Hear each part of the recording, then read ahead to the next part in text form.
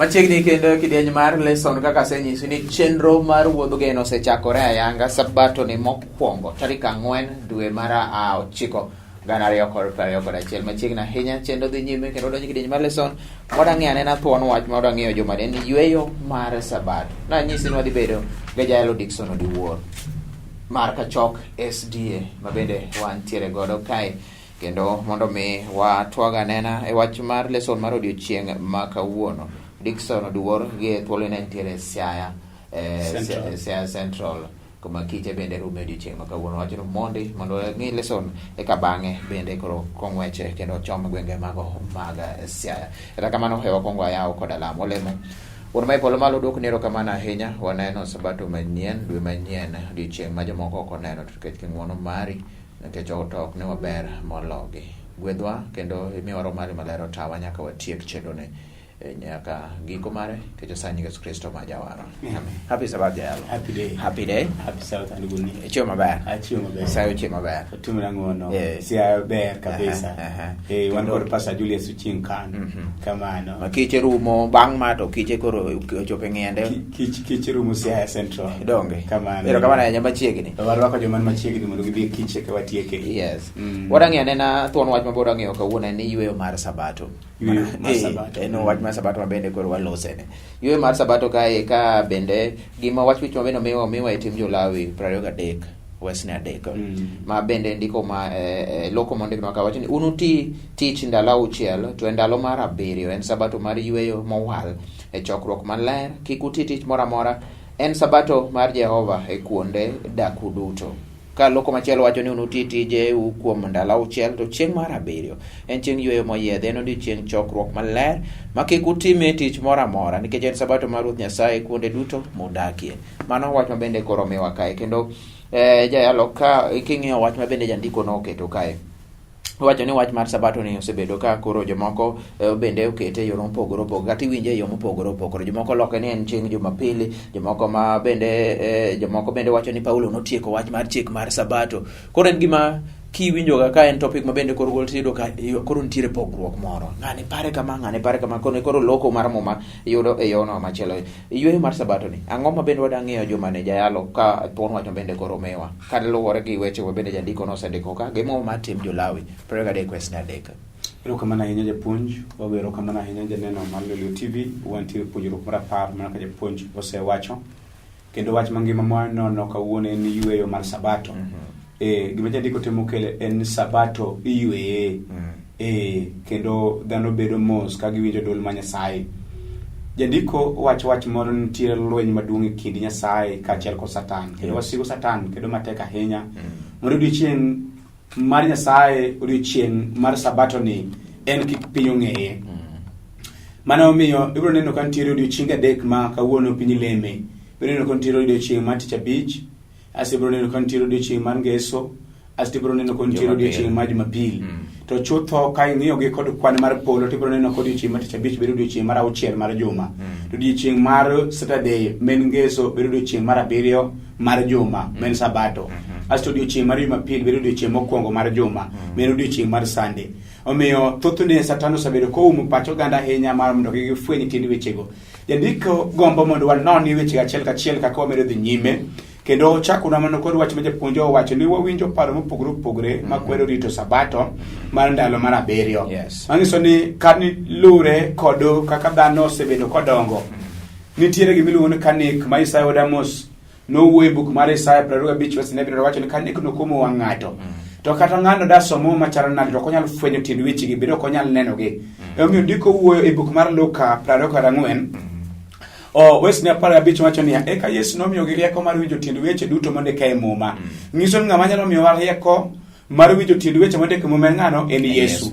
Ka Yesu pok omiyo rieko no to ok wanyal winjogi. Mano omiyo japuonj mar lesson gombo mondo wanoni tiend weche achiel kachiel kaka wamedo dhi nyime mondo wafwenyane ni to ere kaka wanyalo yweyo. Yien amda wach mogik.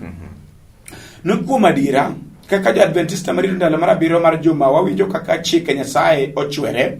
Kendo rito chik mar 4 mana kaka wach ok en mana iloso yorwa mar dhi polo moloyo rito chik mar 5 mar 6 kod mokwongo. Ngiso ni chike 10 duto onego bed ni ritogi. Ok onego bed ng'ato rito chik mar ang'wen kende ma en paruru chi ma Sabato. Onego bed chakre chik mokwongo nyaka chik mar 10 onego bed ni ritogi duto mondo los yorwa mar dhi ngima. Omiyo jomani wabiro rango mathoth kuom yweyo mar Nyasaye mosemiyowa e chik mar Sabato kod gimomiyo en kod nengo e ngimawa. Mane wach bende koro wadhi ng'eyo gimomiyo en kod nengo e ngimawa kaachiel kod yweyo ma Nyasaye bende osemiyowa e chik mar ang'owa e chik mar Sabato. Wang'eyo en chak tim wacho ni Sabato to kod chwech. Nyiso ni kuom chik 10 gi duto to en mana chik mar 4 no kende, mano ma paruru, mawacho ni paruru. Iwacho ni the term paruru, ok en ni paruru ni ok owinjore okwal, ok okete nini chike moko, to dhi okete mana achiel ni kende. Mana kende ma chike ma bende chakre ang'owa ni paruru. Kendo wacho ni nyiso nitiere sigana moro mano osetimore. Bende onyiso ni nitiere wach moro mano osetimore kinde mokadho ka wan duto bende nyaka koro wayang maber ahinya. Yango nyiso ni kone paruru.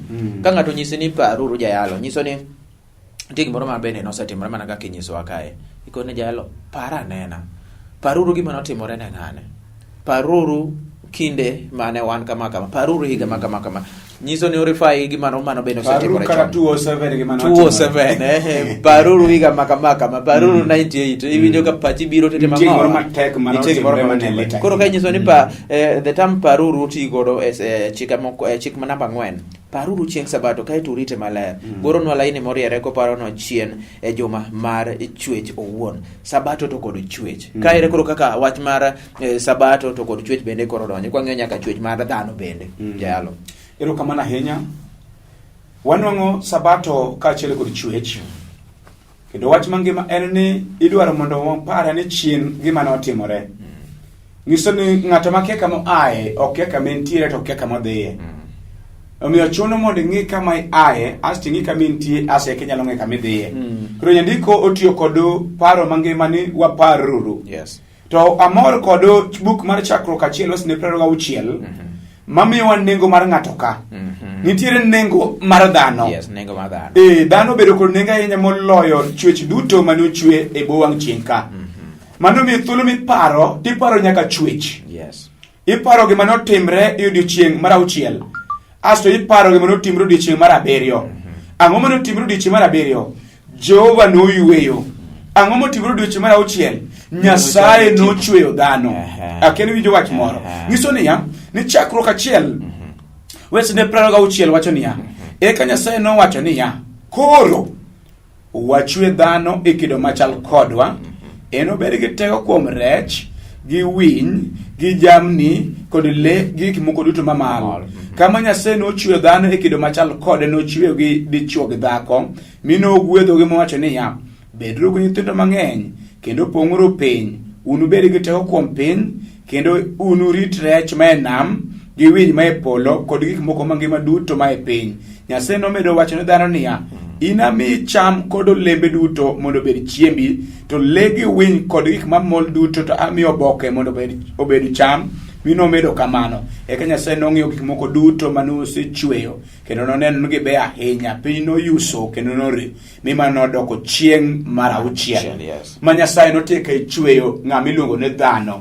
To miye gimoro mondo timi. Gima nomiye en niya, gima ibiro timo en ni ibiro bedo jarit marito puodho, ibiro bedo jarit marito le kaachiel kod winy, ibiro bedo jarit mar gimoro amora mane ochwe. Omiyo waneno ka dhano en ng'ato mobedo kod loch kuom ang'ono, kuom chwech ma Nyasaye nochwecho. To jandiko chako wacho wach moro. Bedo kod loch ok ong'iso ni bed nwatiyo kod jamni marach. Ng'ato nitiere moketo jamni e yo mok kare. Kendo le ma wadak go seche mogi bedo kod chandruok ahinya. Adwaro mondo janeno mar Lolwe TV go epeksen kuom le manie thim, asti go le ma ipidhe e odi kanyo. Ibiro neno ka paka mipidho chandre kabisa. Ibiro neno ka guok mipidho chandre kabisa. Bende nomi teko mar mondo sandgi winji. Ibiro bedo kod loch, to kata doko ni bedo kod loch, to kik gisandgi to gibed teko ma ibiro jarit margi, to ibiro jarit makare. Erokamano ahinya. Erokamano ahinya. Mano Sabato kod chwech. Nitie kaka special, ka dhano en special. Chwech omiyo en bende nonyise ni paru, nok onyis le mamoko. Bende gimichako inyisowa kanyo. Ne bende ne nyerere mag remo miluongo ni DNA, masani luongo ni DNA. Wan godo machalo, to wan godo machalo. To bende mopogore mopogore kod kaka sigana moro machon wacho ni ok wan mana gund bimbe ka koro oselony kata gik moko moselokore kawuok kuom le moko machon. Mano king'iyo evolution theory, mano bende kopogore gi mano mar chwech. Nyiso ni kaka wan special, omiyo bende Nyasaye ne wuoyo kodwa ka nyisowa kamano. Wang'e anena timo nyasi mar bedo thuolo. Timo nyasi mar bedo thuolo kapok wadhi e yweyo. Wachni mana kaka waseneno e kinde motelo. Sabato siemo moloyo odiechieng' mar chwech kende. Okang' mar ariyo mane wawinjo e kuom chike 10 ne en kinde ma Musa ne ng'iyo gigo mane osetimo jo-Israel kuom higni 40 ka gin e thim. E kinde ni nowuoyo kuom gimomiyo irito Sabato maler. Ok en nikech chwech, to kata kamano ne en kuom kowuok e misumba kod twech e piny Misri. Mana jayalong' ma bende koro wadwa ng'iyo kae timo nyasi mar bedo thuolo. Sabato obedo ni jo-Israel kaka wuok e misumba ei thim kuom higni 40 asto mondo gibed thuolo kokalo kuom teko mar Nyasaye. Omiyo wach mangima mwanwang'o en ni Sabato keto dhano bedo thuolo. Ere kaka ng'ato nyalo bedo thuolo? En ng'ato seche moko en misumba kuom tich motiyo e ot, kendo nitiere jomoko mondiki go omiyo bedo e bwo ng'ato moro. To e thuolo ma ng'ato onwang'o thuolo mondo dhi e kanisa, to ndiko ma Nyasaye wacho ni thuolo obedo thuolo. Ere kaka obedo thuolo? En misumba ka achiel kod ruodho bedo matimo nade marom. Ka nitiere odiochieng' mobedo marom kod jachwech manochwe to en odiochieng' mar Sabato. Mano odiochieng' ma Yesu luongo e buk mar Jorumi 8 wesne 29 to wacho wach mangima niya, ni an wuoyi maduong' tunu duto ubedo wetena. Manyiso ni Yesu oyie mondo wabedo wetene, ten oyie mondo obed kaka wuoyi maduong'. Koro wuoyi maduong' e kind wetene mano odiochieng' mar Sabato. Yesu luongowa kaka wetene. Mano wach mangima mwanwang'e kanyo. En niya, ni odiochieng'no en odiochieng' mar nyasi. En odiochieng' ma jo-Nyasaye bedo kamoro achiel kod par achiel kaachiel kod winjruok achiel. Mano tiere iye kanyo. Jandiko chako wuoyo e wach mar ariyo ni e teko mar Nyarombo ketowa thuolo. Nyiso ni Yesu bedo e dierowa e odiochieng' mar Sabato. Sabato en nyasi mar yudo thuolo kuom gik moko duto moketowa kanyo e twech. Chieng' Sabato iparo ni nitiere thuolo kuom richo. Ok e teko wawegi, to kuom teko mar Nyasaye ma ichiwonwa kuom yie. Bende paro ni thuolo machalo kama ne ok wayudo gi tekrewa wawegi. Nyithind jo-Israel makayo ne ores ngimagi gi teko mar remb Nyarombo mane omien e siri mar dhoot e odhiambo kane pok giwuok e Misri. Remo mane wiro e sisi mar nyithi Israel ne en remo mar Yesu ma Nyarombo mane onegi mawarowa nyaka kawuono. Omiyo thuolo mar Sabato podi wanyalo nwang'o nyaka chiel kawuono. Omiyo onge ng'ato mong'og oko kata achiel kara jo-Israel gi jomagi.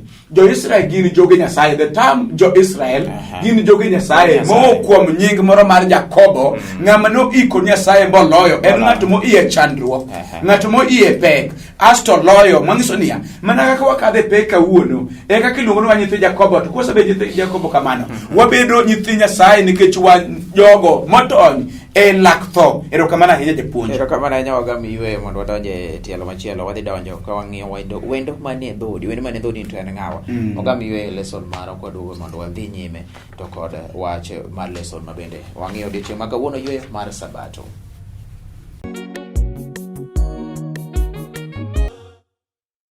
Machiegni kendo erokamano ahinya Blessed Testimonials mawacho ni tazama mikono yangu. Mabende wacho ni ne lweta mondo yie ni nogura ng'iuru lweta. Mane wach mabende koro wayudo sama nwagame Yweyo. No wang'iyo timo nyasi mar bedo thuolo kendo winjo wach motegno ahinya ka wan gi jayalo Dickson Oduor mar Kachok SDA Kisumu. Mabende koro wang'iyo godo weche mabende nitie kono. Wendo manie dhodi. Jalo kaka wendo manie dhodi kwasomo buk momiyo kanyo ne wuok 19 wesne 6 wacho ni unubedo oganda mowal matiyo naka jodolo. Mano e wach ma onego itim ang'owa inyis jo-Israel. Mane wach monego inyis jo-Israel. Basto ka ichak isomo buk machielo bende koro miyo ma en First Peter kata buk mar Petro mokwongo 2 wesne 9 wacho kamae. Wacho ni to une dhot moyier kendo kanyakla mar jodolo mar ruoth to kod oganda maler ma Nyasaye okawo ka joge mondo land timbe madongo mag jal mano luongo uwa e mudho mi okelo e lerne miwuoro. une oganda ma oyier, mano mo bende ji ong'e mathoth ahinya. Jalo kae koro wendo manie dhodi kwa ng'iye ne mar ng'ako tendo bende gi topic ma bende koro nwang'iyo jumane. Erokamano ahinya japuonj. Wuok tich ariyo kod weche madongo ahinya ni timo nyasi mar bedo thuolo kendo mana kwasenone to wafwenyo ni onego bed ni wabedo thuolo to thuolo ni ok wakete ka wan kendo to wakete ka Nyasaye mokawo moketwa thuolo. Emomiyo wach moro buk mar 10 machi kabisa wes ni 15 mawacho niya ni parru malong'o ne un wasumbni e piny Misri to Nyasaye ma Nyasachu nogolu kuno gi teko mathoth kod bat morie, mano omiyo ru Nyasaye ma Nyasachu nochikunu mondo urit ang'o? Sabato mar Nyasaye. Erokamano japuonj, wuoyo kuom tich adek wendo manie dhoot. To wendo manie dhoot nyalo bedo ang'ono. Yie mondo walere e yo malach mondo wafwenyane wach moro. Isomo buk mar Wuok 19 wes 6 kendo jandiko penjo ni ang'o mandiko ni nyisowa kuom okang' mane jo-Israel ne nitiere okang' mane jo-Israel ne nitiere. To kapok wachopo okang' mane jo-Israel ne nitiere, wendo manie dhodi en ng'ata manyalo nwang'o thuolo mondo oyud thuolo e Sabato ma Nyasaye. Mano miyo kata welo onego rit Sabato ma Nyasaye. Kata misumba onego rit Sabato ma Nyasaye. Ng'ata obed ng'ama otwe, obed ng'ama ni thuolo, obed ruoth, obed ng'ata. Mano wendo, yani kata mana rech onego rit Sabato ma Nyasaye. Kata le onego rit Sabato ma Nyasaye. Kata puothewa onego rit Sabato ma Nyasaye. Wendo manie dhodi. E buk mar Wuok 19 wes 6 Nyasaye ne en kod lengo maduong' kod nyithi Israel. Lengo mane en go maduong' kod nyithi Israel. Nogombo mondo tim kodgi singo. Mano mi Israel luong kaka nyithi singo. Giomi luong kod nyithi singo. Ginie bad Ruoth Nyasaye makayo. Bad Ruoth Nyasaye makayo. Bad Ruoth Nyasaye makora chwech. Ma Nyasaye nogene moloyo. Kendo Israel ne ti dwaro ma Nyasaye. To dikore Injili osechopo tung piny duto. Kendo dikore Yesu oseduogo. Delay moro bedo mar Yesu manyalo neno kaka delay en nikech ja-Israel pok otimo migape. Penjo maduong' en bende wasetimo migapwa kaka jo-Kristo. En ni seche moko pok watimo migapwa. Israel noseluongi kuom Misri mondo gibed jogo Nyasaye motimogo singo. Oganda mane osebedo jo-adiera kendo Injili dine osechopo e piny duto maonge kiawa moro. Ne gin oganda makende ahinya mane ni e rit mar Nyasaye. Nomigi thuolo makende ahinya kendo e kinde nogono nomigi tich makende ahinya mondo gitimi. Tawinjo ka Zefania wacho niya, nok gitimo migapgi omiyo Nyasaye pok nomor kodgi. To wagombo mondo watim migapo mondo Nyasaye bed mamor kodwa. E buk mar Wuok 23 wes 12 owacho wach moro. Sabato en mar ji duto, ok mar jo-Yahudi kende. Sabato nomi jo-Nyasaye duto. Kendo ng'ato ka ng'ato nyalo nwang'o thuolo mar bedo thuolo e Sabato ma Nyasaye. Awachako e chak tich ka wacho niya, this is about get controversy e kind Nyasaye kaachiel kod Satan. Kendo Satan kedo matek ahinya mondo Sabato ni kik onenre ni oganda. Mano miyo kawuono piny orito odiochieng' mokwongo mar juma, to giweyo odiochieng' mar 7 mar juma ma Nyasaye noyweye kendo noketo mondo oganda duto ginwang'e thuolo mar yweyo. Yie mondo asom the last paragraph mar jandiko. Ni kata mana welo manie miechwa. Emomiyo wach ni wendo manie dhodi. Kata mana welo manie miechwa. Kata mana jogo mapok ochakore ore mesa.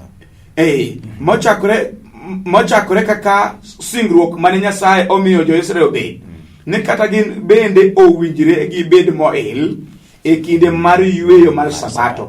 Dhano kata le bende ok owinjre otigo marach, kata oketh ratichgi, kata otamgi ratichgi. Juma ka juma jo-Yahudi owinjre oparnwa e yo man kod tek ahinya kuom kaka wan kaachiel kod joma moko wachalre, kendo kata ka wayudo gweth kod thuolo ma joma moko ok ni kodo, nyaka wapar ni pod wan gi migap jo-ot achiel mar joka dhano, kendo owinjore wabed gi luor ni joma moko kendo tiyo kodgi e yo makare. Penjo wach moro mogik kanyo ka watieko. Ere kaka yori mar rito Sabato e seche moko nyalo bedo gweth ni jogo ma ok orit Sabato? Tiende ni ere kaka inyalo tiyo gi Sabato mar timo neno ne joma moko kama itiye kanyo. Be isepuonje dhano e studio kama ondikoni gi Sabato en odiochieng' mar 7 mar juma, to odiochieng' mokwongo mar juma en odiochieng' mar Sunday, to odiochieng' mar tich abich en odiochieng' mar 6 mar juma.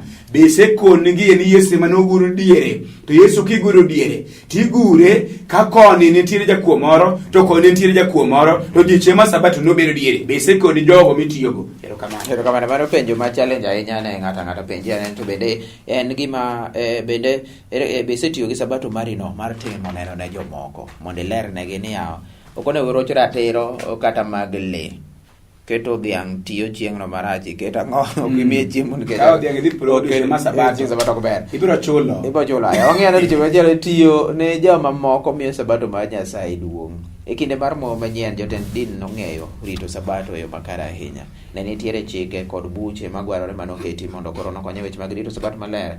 Ma noriwo chike mane kwedo tweyo kata gonyo gimoro amora motwe, pogo use ariyo momen, nego mach, tero gimoro koa kamoro achiel nyaka machielo mokalo tong' moko ma yande koro noketi. Jalo iwinjo kanyo chike ma bende ndimo bende tek so much mangima ni mokalo tong' moko molure kod chike mane oketi.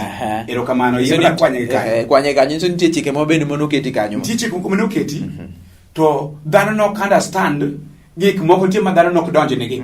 Mane momiyo jo Farisai kaachiel kod jopuonj chik ne gin kod kitegi moko. Ing'eno nitiere gimomiyo Yesu ne chengo odiochieng' mar Sabato. Gimomiyo Yesu ne chengo odiochieng' mar Sabato moingo odiochienge mamoko nikech odiochieng' mane nyanwang'e jo Farisai to odiochieng' mane nyanwang'e jopuonj chik. Koro omiyo Yesu ne chengo odiochieng' mar Sabato mondo nwang' jogi asto puonjgi gima Sabato en. Sabato nobiro mondo miwa yot. Sabato nobiro mondo ketwa thuolo, to jo Farisai kaachiel kod jopuonj chik nokete mobedo kaka gir twech ne oganda mamoko. Mano momiyo e kinde mane okadho chien ne nitiere chike moko mane osiro Sabato. Gin chike mane bedo matek ahinya, to Yesu kobiro to biro keto chike obedo mayot. Nitiere chike mane Yesu tieko to nitie chike mane Yesu nokotieko. Chike mane Yesu nokotieko ne gin chike 10. Emomiyo Jo-Ibrania wacho niya ni chike 10 go gintiere nyaka wuono. Emomiyo sani kikwelo to sirikal maki to polo bende kosone. Sani kiterori to sirikal maki to polo bende kethone. Sani kiyanyo meru kod wuoru to sirikal maki polo bende kodi. Kikineki, kikweli, kikiterri, kikiyang'ne ng'ato wach. Piny oyiego polo bedo yiego, to ma piny odagi en Sabato mar Nyasaye. Mangiso Satano go pache Sabato mar Nyasaye madwaro mondo dhano te olali. Ang'o miyo kikiterri chikno wayiego? Kikineki chikno wayiero. Luor kod meru chikno wayiego. Paro gine odiochieng' par Nyasaye mano chwe piny kod polo, mano dhano to yiego, dhano to yie nitie Nyasaye mano chwe piny kod polo, dhano to yie. To kata kamano paru chieng' Sabato mano kende makoro mane maporo jachwech piny kod polo, mane piny otimo odagi. Emomiyo Yesu kobiro to biro mondo leri. Emomiyo Yesu biro chango ng'ato ka odiochieng' mar Sabato. To Jayahudi ne dwaro nego Yesu. Ang'o miyo ne gidwaro nego Yesu? Nikech Yesu ne oketho Sabato. Kara Yesu ne oketho Sabato nikech Yesu ruodho Sabato. Mano point namba 1. Gimomiyo Jo-Yahudi bende dwaro chako nego Yesu e thuolo ma Yesu nochengo e odiochieng' mar Sabato en nikech Yesu ne piemre gi Nyasaye. To ne ok ging'eyo ni Yesu en Nyasaye. Omiyo kara point mano nitie kanyo maduong' janeno ma Lolwe TV ni ng'ata ma piem gi Nyasaye onego negi. Kidwa ng'eyo wachno to ratego manyane buk mar Johana 5:7. Johana 5:7.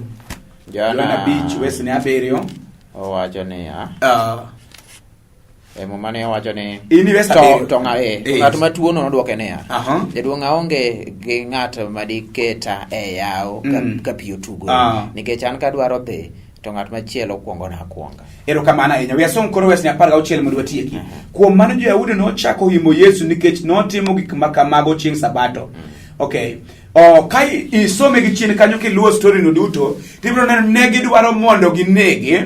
Gimomiyo ne gidwaro mondo ginege en nikech notimo nade? No opiem kod Nyasaye. Point chung niya, ng'ata mapiem gi Nyasaye onego bed ni nego, to gima wigi no wil go en niya, ni Yesu to ne en ng'awa no? Yesu ne en Nyasaye. Mano wach mangima kabisa. Wach mogik, Nyasaye ok dwaro lemo maonge kod tiende kaka ling manyiso ni waler. Odwaro neno ka joge riwore gi joma moko, to molo jogo mochando kod jogo motim nade? Jogo modhier. Ngiso lemo makare en ng'iyo jachan. Lemo makare en chango ng'ato. Lemo makare en chope pek ma Nyasaye kade. Ema Yesu nobiro mondo chopi odiochieng' mar Sabato. Erokamano. Erokamano Nyasaye odhi yalo. Tikro neno gik manyiso ni wan mag Nyasaye. Kanyo madwani watie go dake machuok ma wabende wantiere go. We akaw daka mokareyo mondo awach gik manyiso ni wan jogi Nyasaye. Sabato ni ranyisi ma Nyasaye oketo e kindwa kode. Yes. Ni ranyisi ma Nyasaye oketo e kindwa kode. Mano miyo ka somo buk achiel kende e buk mar wuok kinwango buk mar wuok 31 wes ni 12. Wuok 31 wes ni 12 owacho wach moro mangima kabisa. Pagare wacho niya, Ruoth Nyasaye nowacho ni Musa niya, nyis jo-Israel kama, nyaka urit chieng' Sabato na nikech chieng' yweyo no en ranyisi manie kinda kodu kaachiel gi nyikwau nyaka chieng' mondo ung'e ni an Ruoth Nyasaye mokwongo. Itieko jaduong'. Ondiki niya ni nyaka girit chieng' Sabato nikech Sabato en ranyisi manie kindwa kod Nyasaye mana mokwongo. Mar ariyo, gibiro rite tienge duto nyaka chieng' nyaka nyikwayo duto. Omiyo jawinjo Sabato pod nitiere ma Nyasaye nyalo yudo, to en odiochieng' mar yweyo, miyweyo tijeni kiyweyo kod Nyasaye e nying Ruoth Yesu. Amen. Erokamano. Warad Siaya Central ka Nyasaye biro mondo watiek kiche mana tipo ma dhi nyime Central Nyanza Conference duto bak mana ni wan Siaya kanyo Nyasaye duto warwako. Erokamano nyalo tekno bala. Wagoni ni erokamano sipon kachiber. Erokamano jaduol kech wanyalo yudo yweyo mar Sabato mari. Mano miyo kawuono waywe nikech Sabato mari ke nyithindi dhi nyime kod kichni ma dhi nyime jaduong'. Erokamano kuom ng'wono ni. Koro par studio kaachiel kod nyithindi duto nikech wapenji maler e nying Yesu Kristo Ruodhwa. Amen. Erokamano ahinya giko mar lesson penjo moro amora ne makadho penj kanyo biro neno mondo ipenja yalo mokiwinjo gima de gombo medo. To koteno gi wach ma Sabato. Sabato en gima nigi penjo mathoth ahinya mang'eny ok mano ok nyal koso. Kete mana kanya mi wende ariyo ka mondo chak waradi kendo wadhi nyime to kod chenro mar wende koro nyaka chop giko mare Herald Ministers moero kondo Lwama SDA Church sindo mawacho ni mano mor manade ote magi bendo med mana donyisa ni kiche ni kanye kiche makin chakore kanye to gie thuolo ni bende chomo kanye. Erokamano ahinya oro moko dieny machielo mar dhi godo nyime wuodh geno.